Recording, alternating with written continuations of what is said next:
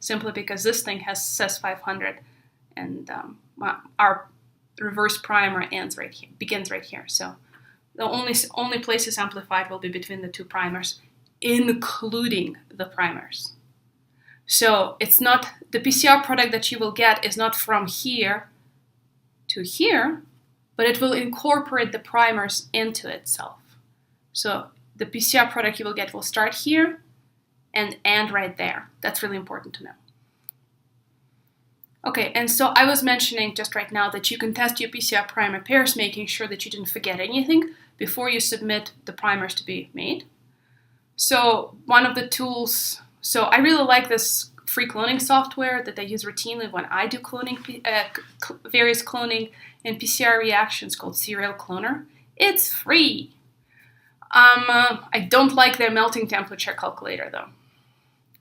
But I don't want to test, don't want you guys to worry about uploading this whole software. I just wanted to mention it in case you guys are interested in the subject and do some sort of undergraduate research. I highly recommend this software for those purposes. Not for passing this course. Instead, we can use this online software tool. There's a ton of them out there. In this case, it's the bioinformatics.org tool. It's called PCR Products. Let's look at it.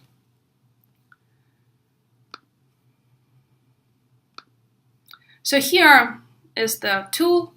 It's called PCR Products. I already pasted the fastest sequence, the DNA sequence for the whole pre-pro peptide of oxytocin into this window, just to make sure you guys understand it's this sequence without this upper command line that has words in it. You just want the nucleotides. So I'd be highlighting this whole thing and then copy pasting it. And the primers have also been pasted in the orientation, always in the 5' to 3' orientation. Here I posted the forward primer, and here's the reverse primer. So let's submit it and see if we have a product. Yes, we do. There we go. This is our product, and you guys can see that the forward primer is incorporated right here, and the reverse complement of the reverse primer is inserted right here. This is the run of G's that the primer contains. It becomes a run of C's. Right? Hopefully I'm helping here. So, one thing that I wanted to point out here is that pre-propeptide of oxytocin actually codes for two different hormones. There's oxytocin, highlighted in green, and neurophysin. Sorry, one of the yellows appeared early. Neurophysin, highlighted in yellow. Both of these, when the gene for oxytocin and neurophysin is expressed, both oxytocin and neurophysin are made, and they're separated here and secreted separately. So just as now that you guys understand how to place primers, which strand to choose, how to optimize melting temperatures, this I think is a good test example for you. I want you guys to take your time and design a PCR primer pair to amplify just neurophysin from this DNA sequencing. I was going to say oxytocin, but you guys can see how teeny tiny this peptide is. It will be very hard to actually amplify by PCR because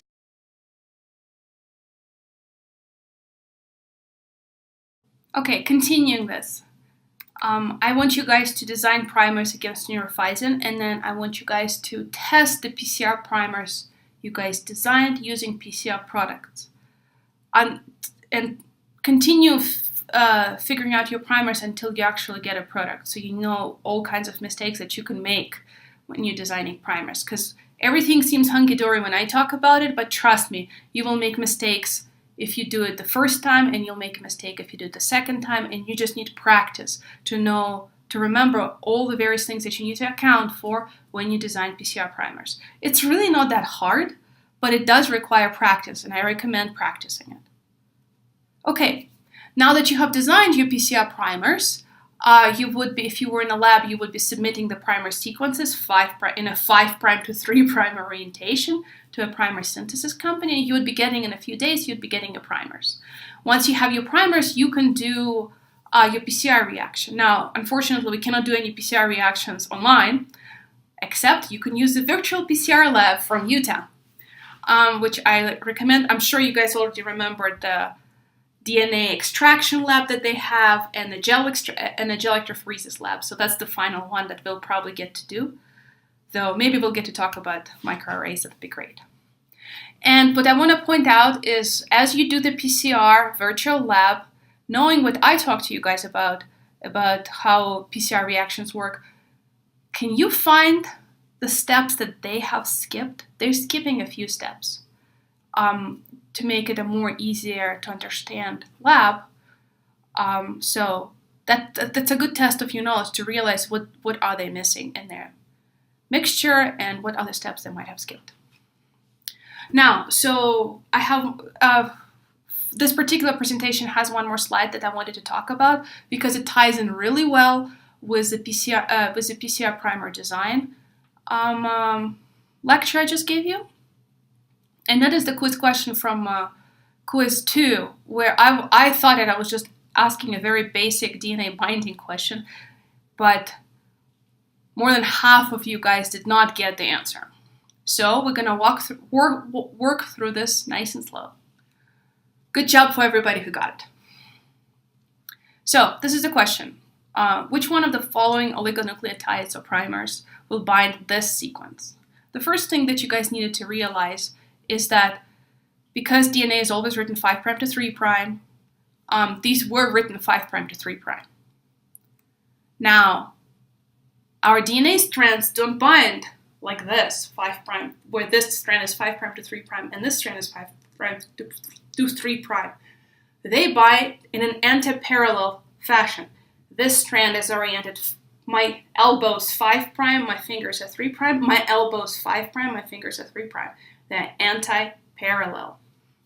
So here I just color-coded these two slides so you can see the 5'-ish end and the 3'-ish end. In order for us to match the anti-parallel orientation of the template, we need to reverse the orientation of the oligonucleotides, like this. I did not change, it's the same thing that's happened right here. I did not change the molecule. I just rewrote it the other way. So you guys can see that there's ACTA here. Well, there's the ACTA there. It's just was flipped. That's all it is. So the first step to answer this question is to flip the orientation. It's called reversing. The next step is to then complement these already reversed oligonucleotides of really short primers to now this strand, because we're trying to figure out will these guys bind a certain sequence in this template. That step is called complementing. We complement the anti-sense strand to the sense strand in this case. And this is how it's going to get done, right? Just basic base pairing. If there's a C in this area, then the complementary base pair will be a G. If there's a T, the complementary base pair is A. And because DNA is an anti-parallel orientation, because this strand is oriented 3' to 5', this strand is automatically oriented 5' to 3', aka the correct orientation for this template. So let's get the other three. Okay, so let's just copy this complement, reverse complemented DNA over here. So I just moved this guy right here. See GATCTAGT here, GATCTAGT here. And now we're ready to look. Is there a GAT sequence inside of this long DNA strand? We're actually looking for the same letters. So yeah, look at that. There's a GAT.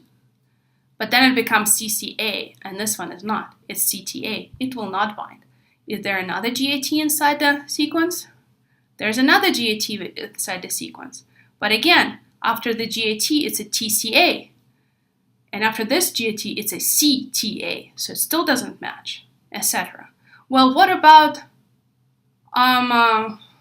you go through all of them. So, and it's easier for me when I look at sequences to find stretches of the same letter. So here or finding words. So here I'd be looking for a GAT.